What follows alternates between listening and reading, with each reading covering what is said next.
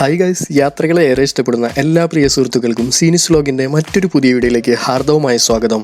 അപ്പോൾ സുഹൃത്തുക്കളെ, ഈ ഒരു വീഡിയോയിൽ നമ്മൾ പറയാൻ പോകുന്നത് ഏറ്റവും ചിലവ് ചുരുങ്ങിയ രൂപത്തിൽ എങ്ങനെ നമുക്ക് കേരളത്തിൽ നിന്നും പോയി താജ്മഹൽ കണ്ട് തിരിച്ച് കേരളത്തിലേക്ക് വരാമെന്നുള്ള ഡീറ്റെയിൽസ് ആണ് നമ്മളിവിടെ പറയാൻ പോകുന്നത്. അപ്പോൾ എല്ലാവരും വീഡിയോ മുഴുവനായിട്ട് സ്കിപ്പ് ചെയ്യാതെ കാണാനായിട്ട് ശ്രമിക്കുക.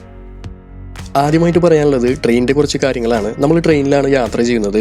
കേരളത്തിൽ നിന്നും ഡൽഹിയിലേക്ക് ഏകദേശം എല്ലാ ദിവസവും കേരള എക്സ്പ്രസും അതുപോലെ തന്നെ മംഗള ലക്ഷദ്വീപ് എക്സ്പ്രസും സർവീസ് നടത്തുന്നുണ്ട്. നിങ്ങളുടെ സൗകര്യപ്രകാരം നിങ്ങൾക്ക് ഏത് ട്രെയിൻ വേണമെങ്കിലും ബുക്ക് ചെയ്യാം.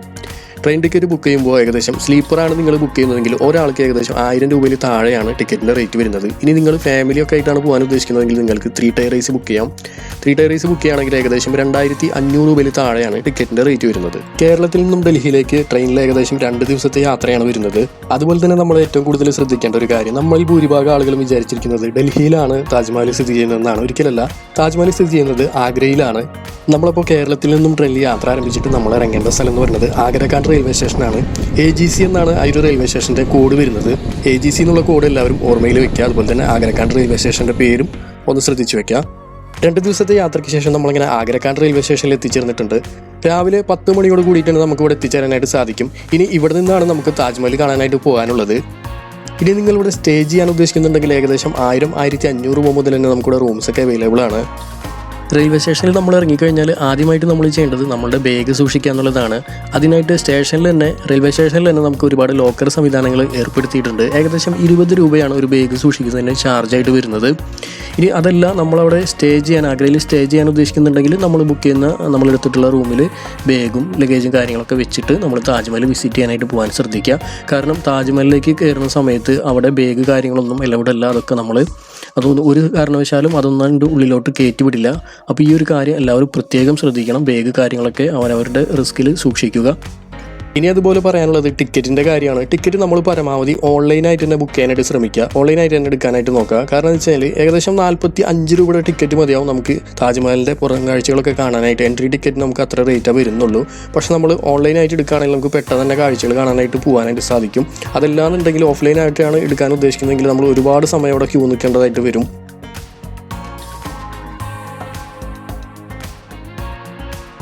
അതുപോലെ മച്ചന്മാരെ ശ്രദ്ധിക്കേണ്ട ഒരു പ്രധാന കാര്യം, വെള്ളിയാഴ്ച ദിവസം നിങ്ങൾ ഒരിക്കലും ഈ ഒരു ട്രിപ്പ് പ്ലാൻ ചെയ്യരുത്. കാരണം വെള്ളിയാഴ്ച ഇവിടെ അവധിയായിരിക്കും. താജ്മഹൽ നമുക്ക് കാണാനായിട്ട് സാധിക്കില്ല, ടിക്കറ്റ് കിട്ടില്ല. അപ്പോൾ ഈ ഒരു കാര്യം പ്രത്യേകം ശ്രദ്ധിക്കണം.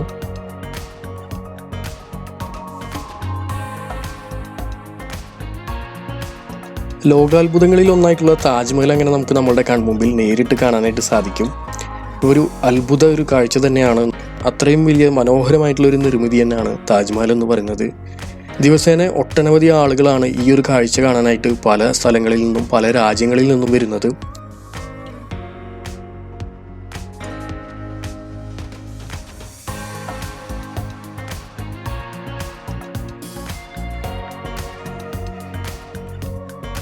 താജ്മഹൽ വിസിറ്റ് ചെയ്യാനായിട്ട് ഏറ്റവും ബെസ്റ്റ് ടൈം എന്ന് പറയുന്നത് രാവിലത്തെ സമയം തന്നെയാണ്. വൈകുന്നേരം ആണെങ്കിൽ കുറച്ചും കൂടിയും ആളുകളൊക്കെ ഉണ്ടാവും. വൈകും തോറും ആളുകളുടെ എണ്ണം കൂടാനായിട്ടാണ് സാധ്യത. ചില സമയങ്ങളിൽ ചില ദിവസങ്ങളിൽ നല്ല തിരക്കായിരിക്കും.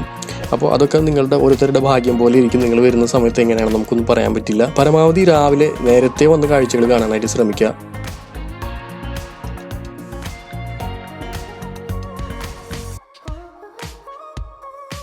ആഗ്രക്കാട് റെയിൽവേ സ്റ്റേഷനിൽ നിന്നും ഏകദേശം 6 കിലോമീറ്റർ ദൂരം മാത്രമാണ് താജ്മഹലിലേക്ക് വരുന്നത്.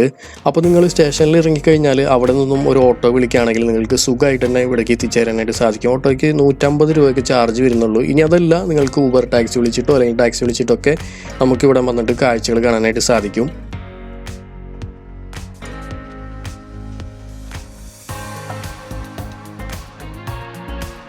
പരമാവധി നമ്മൾ രാവിലെ നേരത്തെ തന്നെ താജ്മഹലിലേക്ക് എത്തിച്ചേർന്ന് ഇവിടുത്തെ കാഴ്ചകളൊക്കെ കാണാനായിട്ട് ശ്രമിക്കുക. അപ്പോൾ നമുക്ക് ഒരുപാട് സമയം ഇവിടെ സ്പെൻഡ് ചെയ്യാനായിട്ട് കിട്ടും. മാത്രമല്ല അടിപൊളി ഫോട്ടോസ്, വീഡിയോസ് കാര്യങ്ങളൊക്കെ നമുക്ക് ഇവിടുന്ന് എടുക്കാനും സാധിക്കും.